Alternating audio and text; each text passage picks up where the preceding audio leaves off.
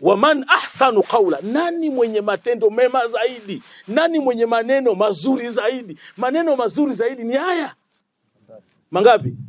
La kwanza, daa ila Allah. Jambo zuri la kwanza duniani ni kumlingania nani?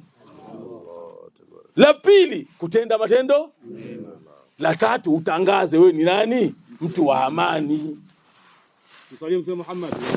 sio mtu wa haki. Kuna kitu kinaitwa amani, kuna kitu kinaitwa haki, lakini kuna kitu kinaitwa wajibu. Hauwezi kutaka haki kama hujatimiza wajibu. Na nitawapa mfano, na mfano naurudia sana. Haki, nataka muelewe, hasa nyewe waandishi mko hapa na mseme ya maneno kwa watu.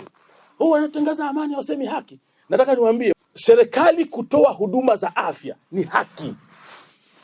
Yani kujenga hospitali, yani kujenga shule, hospitali zile mpaka kufika hospitali makubwa ni haki. Kuweka madawa ni haki.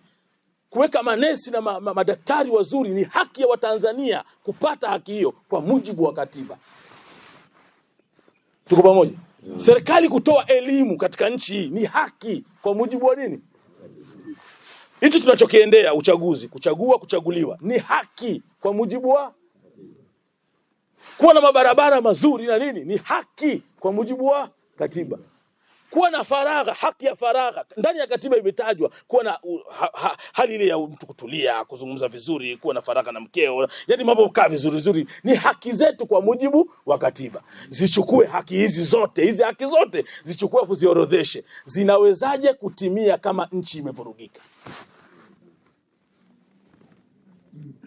Kuwa na hospitali nzuri na madaktari wazuri ni haki yetu kwa mujibu wa katiba. Lakini je, unaweza kuenda hospitali bunduki inalia? Shaka tuangalie Goma. Sudani waliokwenda wale manesho. Kuwa na shule nzuri, kuwa na shule nzuri ni haki kwa mujibu wa nini?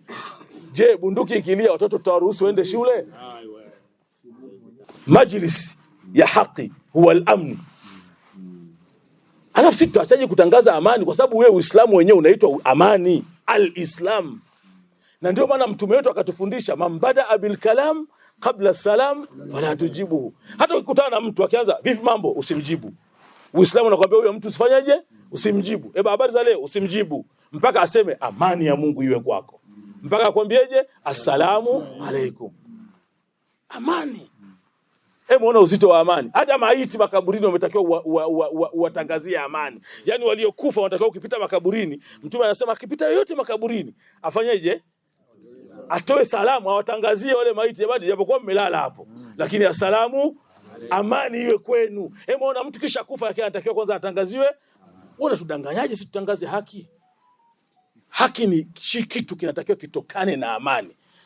Ikishakuwepo amani ndio tunaweza kuidai haki sasa. Jamani, sisi tuna amani na uchaguzi unakuja. Kuna hili na hili haliko sawa. Tukaeni chini tuzungumze.